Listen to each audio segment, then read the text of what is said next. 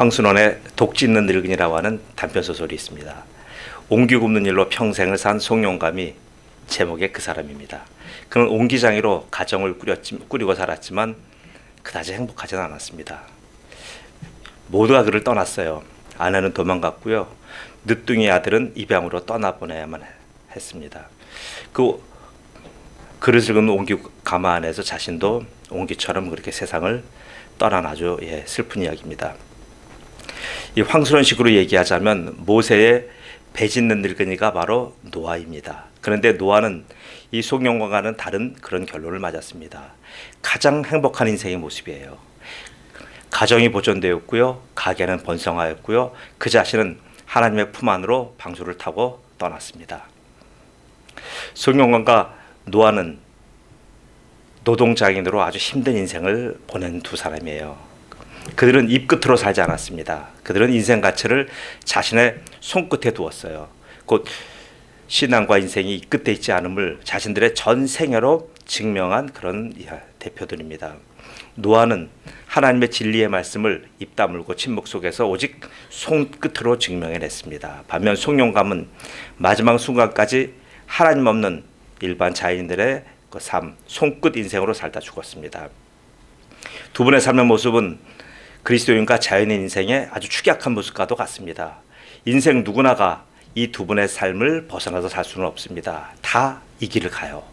독을 짓느냐 방주를 짓느냐의 차이일 뿐 누구나가 다 이 외로운 싸움의 도상에 인생들은 다 걸려 있습니다. 남은 다른 자연인들은 실패한 인생에 독짓는 늙은이를 안타까워할 뿐입니다. 그러나 우리 그리스도인의 눈에는 세상을 떠난 독짓는 늙은이나 아니면 그를 추모하는 남아있는 자연인이나 우리가 볼 땐 다 애처로워요. 왜요? 그들이 입끝으로 살든 손끝으로 살든 그들의 삶은 참 안타깝습니다. 저들에게 있어서 선은 곧 삶이고 죽음은 저들에게 있어서 악입니다. 그렇게 자신의 모든 초점을 살아있는 기간의 행복에 맞추어서 그렇게 삽니다. 정말 그것이 맞는지 정말 그렇게 사는 게 옳은지 우리가 한번 이 두 분을 놓고 한번 생각해 보기로 합니다. 독짓는 송영감은 철저히 실패한 자연인의 모습이에요. 평생 외길 걸었죠. 남들은 갖지 못한 특별한 기술을 가진 장인이죠. 그리고 자기의 가마를 가진 기업인 자연인이었어요. 그런데도 가난과 노쇠를 이기지 못합니다. 심지어는 아내도 지키지 못했어요. 아내는 젊은 조수와 함께 도망갔고요.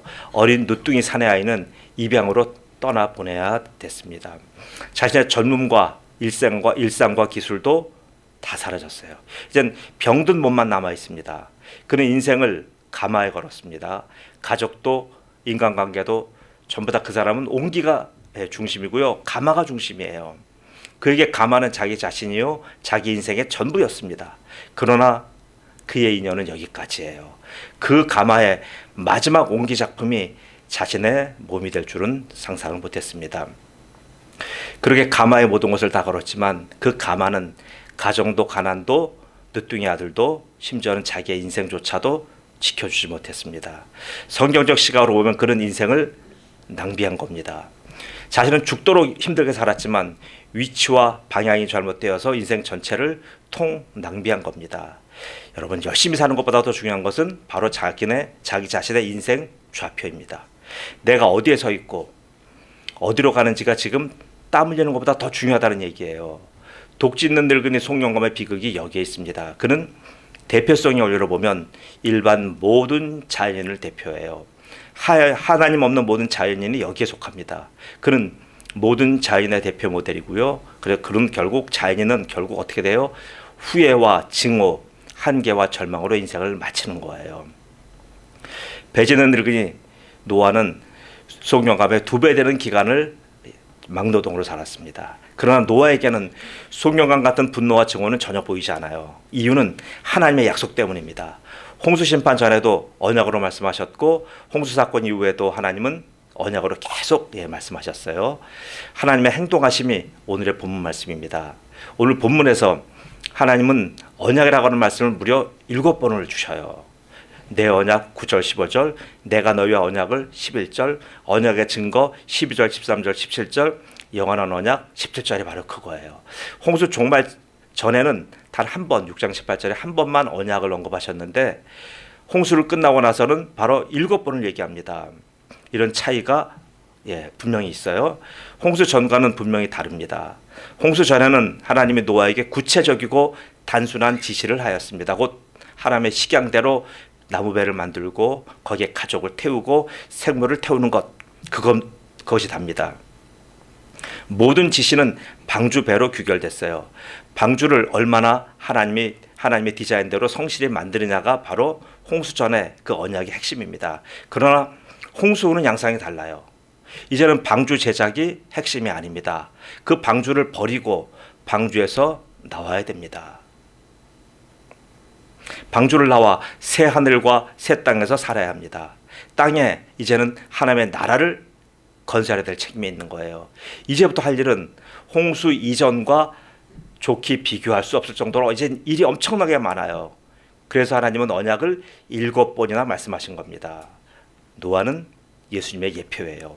노아는 늘 하나님의 말씀과 일하심에 초점을 맞춥니다. 하나님이 언제 어느 때 부르실지 몰라서 그래요. 하나님의 섭리가 온 땅에 가득하기에 노아는 쉬고 놀 수가 없어요. 왜요? 하나님이 일하시니까. 노아는 세상의 소리가 아닌 하나님의 부르심에 이제 예민해집니다. 그런 삶의 자세는 홍수 전에도 특별했습니다. 그러나 홍수 전에 노아는 하나님의 부르심에 쫑긋 귀를 그렇게 기울이는 존재였어요. 이건 자기가 그런 하나님의 말씀에 귀를 기울이는 존재라고 하는 이유는 뭐냐 하면 바로 자기의 정체성을 자기가 깨달은 겁니다. 자기의 정체성은 세상 사람들과 같이 먹고 마시는 존재가 아니라 바로 하나님의 종이라고 하는 사실입니다. 종은 어떤 사람입니까? 종은 스스로의 인생을 사는 자가 아니에요. 맡겨진 일을 수행하는 존재입니다. 창세기 6장 22절은 노아를 어떻게 얘기하냐면요. 노아가 그와 같이 하여 하나님이 자기에게 명하신 대로 다 준행하였더라. 이 한 줄이 노아의 80년 내지 120년의 모든 노동에 대한 한마디 설명이에요. 성경에 노아처럼 신실한 종이 또 있을까 할 정도로 노아는 아주 맡은 일에 최선을 다해요. 이렇게 충직한 종에 대하여 예수님은 다음과 같은 놀라운 축복의 말씀을 내려주셨어요. 마태복음 24장 45절에서 47절 말씀에요. 충성되고 지혜 있는 종이 되어 주인에게 그 집 사람들을 맡아 때를 따라 양식을 나눠줄 자가 누구냐? 주인이 올 때에 그 종이 이렇게 하는 것을 보면 그 종이 복이 있으리로다. 내가 진실로 너에게 이르노니 주인이 그의 모든 소유를 그에게 맡기리라. 노아는 종입니다. 어떤 종이에요? 방주를 만드는 종이에요. 노아가 아니면 방주를 만들 종은 없습니다. 종은 고난으로 살아가는 존재예요. 종이 특별히 고난받는다고 칭찬받지 않아요.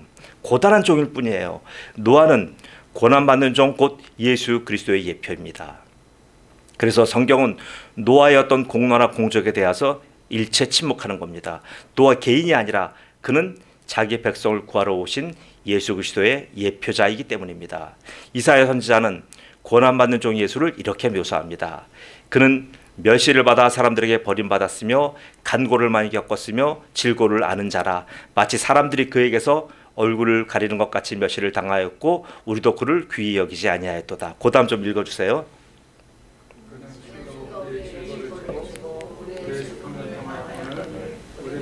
그는 징벌을 받아 함께 맞으며 고난을 당한다 하였노라. 그가 찔림은 우리의 고통이요 그가 상함은 우리의 죄악 때문이라. 그가 징계를 받음으로 우리는 평안을 누리고 그가 채찍에 맞음으로 우리는 나음을 입었다. 감사합니다. 노아가 저렇게 사는 건 그의 죄값이라고 세상은 비웃었어요. 자신의 죄로 형벌을 받고 있다고 세상 많은 사람들은 그렇게 노아를 비아냥댔습니다. 지극히 마땅한 죄값을 치르고 있다라고 노아를 그렇게 손가락질했어요. 그래서 세상에선 노아를 어떻게 평가합니까? 저의 저런 배지는 형벌은 120년은 너무 짧다. 그리스 로마 신화에 나온 것처럼 시지푸스의 형벌처럼 끝없이 영원히 계속돼야 된다고 세상 사람들은 그렇게 노아를 비난했습니다. 그러나 노아는 그들에게 말 한마디 대꾸하지 않았습니다. 이유는 그가 그리스도의 예표였기 때문에 그래요. 그가 곤욕을 당하여 괴로울 때에도 그의 입을 열지 아니하였으며 마치 도수장으로 끌려가는 어린 양과 털 깎는 자 앞에서 잠잠한 양같이 그의 입을 열지 아니하였도다. 노아의 배지는 삶은 성육신하신 예수 그리스도의 공생애를 의미합니다. 어떤 불평도 어떤 자신의 유익도 구하지 않은 기간이에요. 노아가 방주를 만들지 않았으면 8명의 구원과 후손의 구원이 이루어지지 않듯이 예수님의 공생애가 없었으면 인류에게 어떤 구원도 없습니다. 죄인의 구원을 위해서 예수님은 성육신과 공생애의 고통을 몸소 견뎌내신 겁니다. 이것을 노아가 마치 미친 자처럼 120년간 보여준 겁니다. 예수님의 공생애는 결국 십자가의 죽음으로 끝납니다. 그리고 무덤 속에서 죽음과 함께 사흘을 보냅니다. 노아가 방주에서 보낸 1년이 이런 의미예요. 노아는 방주 안에서 영원히 살 수 없잖아요. 이제 노아는 방주에서 나와야 됩니다. 노아는 자유로 나오지 못해요. 하나님의 계획과 섭리를 따라서만 방주에서 나오는 겁니다. 이는 예수님의 부활을 의미해요. 무덤이 예수를 잡아 가두지 못합니다. 죽음의 권세가 어떻게 감히 예수를 가둡니까? 사망 권세는 생명의 주이신 예수의 멸류관을 결코 빼앗을 수 없습니다. 방주에서 나온 노아는 350년을 다시 이 땅에서 머무릅니다. 이는 부활하신 후 40일을 보이시며 하나님 나라의 일을 말씀하신 예수님의 마지막 지상 사역을 의미합니다. 이후 노아는 세 아들에게 자신의 사역 전부를 위임하고 세상을 떠납니다. 이는 예수님의 승천에 비교할 수가 있어요. 노아의 방주 사역을 이은 세 아들의 생명 사역은 대단히 번성하여 전 세계를 푸르게 하였어요. 노아는 떠났지만 노아 사역은 세 아들을 통하여 전 세계에 널리 퍼져나갑니다. 인종의 출현이라고 할 정도의 엄청난 생명의 번성이 지구 도처에서 일어났습니다. 잘 생각해 보세요. 일부 지역에 국한되었던 생명 역사가 이제는 전 지구적으로 퍼져나간 겁니다. 홍수로 인류 역사가 단절되고 모든 게 끝난 것 같았었는데 오히려 하나님의 생명 역사는 전 세계를 대상으로 퍼져나간 겁니다. 대항해 시대가 근대 시대를 열었듯이 노아의 대홍수가 바다로 막힌 미지의 대륙들의 문을 활짝 열었습니다. 인류의 시야가 열리고 바뀐 겁니다. 예수님의 승천 후 예수님의 천국 복음은 완전히 끊어진 것 같았습니다. 하나님의 나라는 한때의 해프닝으로 지나간 것 같았어요. 그러나 노아의 떠남이 전 세계 노아의 후손들을 시대를 열었듯이 예수님의 승천이 예수님의 제자들의 시대를 열었습니다. 믿으십니까? 그렇기에 예수님은 승천으로 제자들을 떠나보내시면서 하나님 나라의 도래와 제자들의 역할에 대해서 예수님은 다음과 같이 선포하셨어요. 마태복음 28장 19절 20절입니다. 다 같이 읽겠습니다. 그러므로 너희는 가서 모든 민족을 제자로 삼아 아버지와 아들과 성령의 이름으로 세례를 베풀고 내가 너에게 분부한 모든 것을 가르쳐 지키게 하라. 볼지어다 내가 세상 끝날까지 너희와 항상 함께 있으리라 하시니라. 아멘. 예수님이 오시기 전 하나님의 말씀은 유대인들의 전유물이었어요. 그들은 하나님의 계획과 섭리에 반하여 자신들을 위해서 하나님의 말씀을 마음대로 사용하였습니다. 하나님이 유대인을 구원하신 건 완성이 아니라 예표예요. 전 세계, 전 인류를 향한 하나님의 구원 계획의 표본으로 그들을 택하신 겁니다. 그런데 그들은 하나님을 자기 민족만의 하나님으로 구원을 자신들만의 선택하심으로 국한시켰어요. 이방인에게 하나님이 전해진 것을 극력 반대했습니다. 여호와 하나님은 이스라엘만 구원하신 하나님이 아니에요. 여호와 하나님은 하나님의 형상을 지닌 모든 인간을 사랑하시며 그들이 구원받기를 원하시는 거예요. 디모데전서 2장 4절 말씀입니다. 하나님은 모든 사람이 구원을 받으며 진리를 아는 데 이르기를 원하시느니라. 또 요한복음 3장 16절 17절 말씀은 하나님이 세상을 이처럼 사랑하사 독생자를 주셨으니 이는 그를 믿는 자보다 멸망하지 않고 영생을 얻게 하려 하심이라. 하나님이 그 아들을 세상에 보내신 것은 세상을 심판하려 하심이 아니요 그로 말미암아 세상이 구원을 받게 하려 하심이라. 네, 아멘. 네, 그렇기에 하나님은 예수님을 승천하시고 그 사역을 제자들에게 위임하신 거예요. 마치 노아가 그의 사역을 후손들에게 위임하고 떠난 것처럼 말입니다. 노아의 후손들은 노아에게서 비롯되었잖아요. 오늘 그리스도인들은 예수님에게서 비롯되었습니다. 노아의 후손들이 노아의 사명을 받듯이 그리스도인들은 예수님의 사명을 받습니다. 믿으십니까? 그래서 셈과 함과 야벳을 말할 때 항상 노아의 후손을 그 앞에 붙이는 거예요. 마찬가지로 그리스도인을 말할 때 항상 예수 그리스도의 이름을 그 앞에 붙이는 겁니다. 노아의 후손이 짐승의 말을 하며 짐승의 마음으로 살아갈 수는 없어요. 그렇지 않습니까? 마찬가지예요. 예수님의 제자가 사탄의 말을 하며 사탄의 마음으로 살아갈 수는 없습니다. 그래서 이런 면에서 그리스도인을 그리스도의 상속자라고 하는 거예요. 그리스도인은 그리스도의 사람입니다. 그리스도의 사람이라는 것은 곧 그리스도의 상속자라는 의미예요. 상속자는 피상속자와 똑같은 권리와 의무가 있습니다. 왜냐하면 그의 모든 것을 빠짐없이 다 위임받았기 때문입니다. 상속받은 이상 어떤 선택권은 이제 없어요. 자녀이면 또한 상속자, 곧 하나님의 상속자요, 그리스도와 함께한 상속자니, 그리스도와 함께한 상속자니 우리가 그와 함께 영광을 받기 위하여 고난도 함께 받아야 할 것이니라. 로마서 8장 17절 말씀이에요. 근데 이 모습이 상속자의 법적 신분입니다. 상속자는 받은 그 모든 것을 지키는 사람이에요. 그뿐이 아닙니다.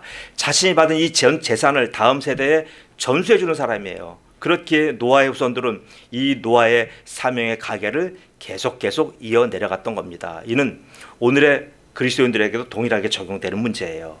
그리스도인의 상속자로서 우리가 누리는 권리와 해야 할 의무에 대해서 오늘 고찰하는 이 아침 시간이 되기를 축복합니다. 여러분, 우리가 받은 상속이 무엇인지 오늘 본문을 통해서 봅니다. 첫째로는 언약이에요. 언약. 언약은 하나님이 인간과의 선하시고 의로우신 교제를 위해서 그가 피조하신 인간과 세운 어떤 약속이에요. 즉 기준점을 만드신 겁니다. 그 세우신 도덕률을 언약이라고 하는 거예요. 마치 이거는 집의 담장과 같고요, 놀이터의 울타리와 같은 겁니다. 노아에게 언약 외에 다른 것들을 상속했다면 그것들은 전부 다 홍수에 잠겼을 거예요. 홍수 같은 힘든 인생의 고난에도 흔들리지 않는 상속은 약속의 형태밖에 없어요. 다른 형태의 것들은 다 홍수에 떠내려가거나 다 수장됩니다. 그래서 언약인 거예요. 언약은 심장에 박혀 있잖아요. 언약에는 행위 언약과 은혜 언약 두 가지가 있어요. 행위 언약은 창세기 2장 16절 17절 말씀으로 순종을 전제로 하는 계약 관계입니다. 한번 읽어 주십시오. 같이 읽겠습니다. 시작. 여호와 하나님이 그 사람에게 명하여 이르시되 동산 각종 나무의 열매는 내가 임의로 먹되 선악을 알게 하는 나무의 열매는 먹지 말라. 내가 먹는 날에는 반드시 죽으리라 하시니라. 아멘. 네, 이 행위 언약은 계약을 지키면 살고 어기면 죽는 도덕률이에요. 이런 이유는 사람만이 하나님의 형상대로 지음받았기 때문입니다. 사람만이 하나님을 닮은 인격의 소유자예요.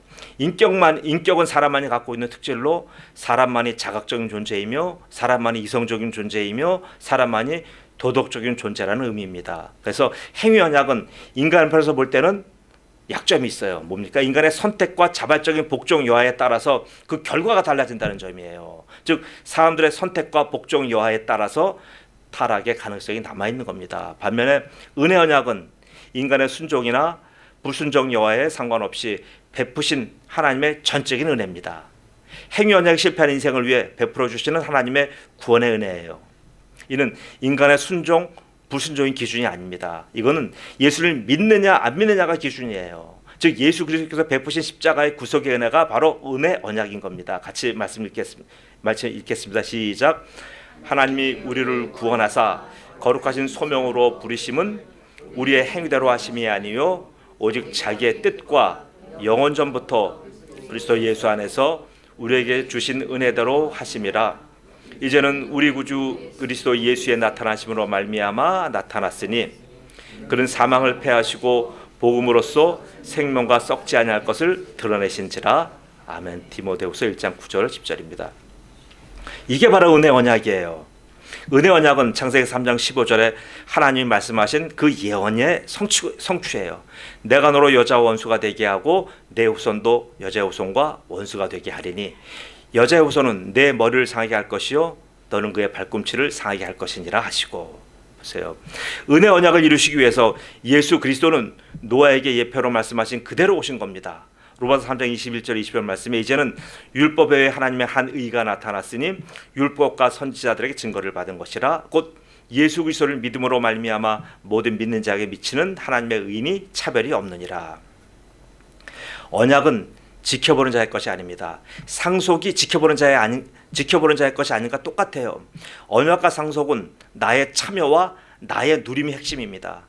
아무리 많은 상속의 약속이 주어졌어도 내가 참여하고 누리지 않으면 그것은 내 것이 아닙니다. 건강검진의 예를 한번 들어볼게요. 국민건강보험공단에서 대한민국 성인에게 누구나 2년마다 무료 건강검진 혜택을 줍니다. 이것은 약속이에요. 법령에 의한 약속입니다. 그러나 이 검진을 본인이 받지 않고 참여하지 않는다면 이 약속은 그와는 아무런 상관이 없습니다. 아무리 권한을 주었어도 당사자가 참여하지 않으면 사물에대한 약속이 되는 거예요. 하나님의 언약이 이와 같습니다. 예수 그리스도의 은혜 언약을 하나님이 아무리 소개를 하여도 사람들이 이에 참여하지 않으면 그 은혜 언약은 그와는 상관이 없어져요.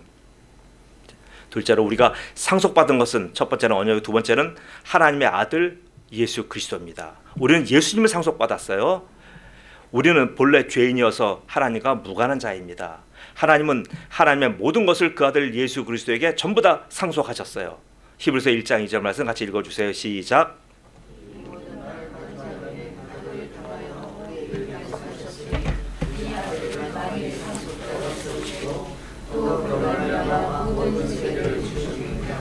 아멘. 예, 상속자가 누구라고요? 아들 예수 그리스도만이 하나님의 후사예요. 이것을 세상 사람들은 모를 것 같다고요? 아니요, 알고 있어요. 모르지? 아니요, 그들 잘 알아요. 그들이 모른다는 것은 뭐예요? 핑계이거나 양심이 화인 맞아서 그래요. 마태복음 21장 38절 39절이에요. 농부들이 그 아들을 보고 서로 말하되 이는 상속자니 자 죽이고 그의 유산을 차지하자 하고 이에 잡아 포도원 밖에 내쫓아 죽였느니라. 아들 예수가 하나님의 유일한 상속자인 것을 사탄의 자녀들은 저렇게 잘 알고 있어요. 아들 예수 외에 어떤 자도 하나님의 상속자로 세움받은 자는 이 땅에 없습니다. 하나님이 이스라엘을 애굽에서 인도하여 내면서 자주 하시는 말씀이 이스라엘의 소속과 정체성에 관한 말씀이에요. 나는 너희 중에 행하여 너희 하나님이 되고 너희는 내 백성이 되리라. 레위기 26장 12절 말씀이에요. 히브리 노예 집단을 하나님의 자녀, 하나님의 후사로 삼는 것이 하나님의 출애굽 이유라고 하는 점이에요. 이 말씀의 뜻은 이들에게 하나님의 유일한 상속자인 예수 그리스도를 주신다는 말씀이에요. 성경은 이와 같이 죄인들을 장망성에서 이끌어내어 하나님의 상속자인 예수 그리스도로 인도하시는 하나님의 이야기입니다. 그래서 노아가 특별한 거예요. 노아가 겪은 인생 여정 역시 하나님께서 그에게 상속자 예수 그리스도를 알게 하시고 인도하신 과정입니다. 히브리서 11장 7절 말씀이에요. 믿음으로 노아는 아직 보이지 않는 일에 경고하심을 받아 경외함으로 방주를 준비하여 그 집을 구원하였으니 이로 말미암아 세상을 정죄하고 믿음을 따르는 의의 상속자가 되었느니라.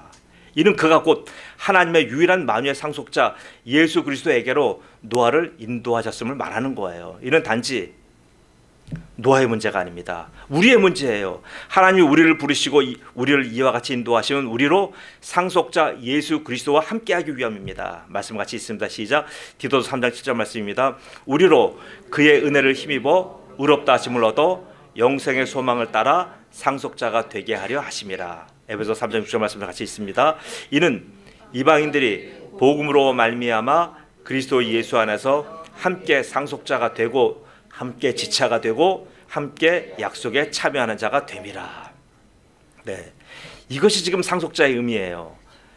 우리가 세상 살면 필요한 건 많잖아요. 갖고 싶은 것도 많잖아요. 그러나 그런 것들은 모두 부가적인 의미일 뿐입니다. 본질은 예수 그리스도를 소유하는 거예요. 이는 성경의 시작이기도 하지만 성경의 결론이기도 해요. 요한계시록 21장 7절 말씀에 이기는 자는 이것들을 상속으로 받으리라.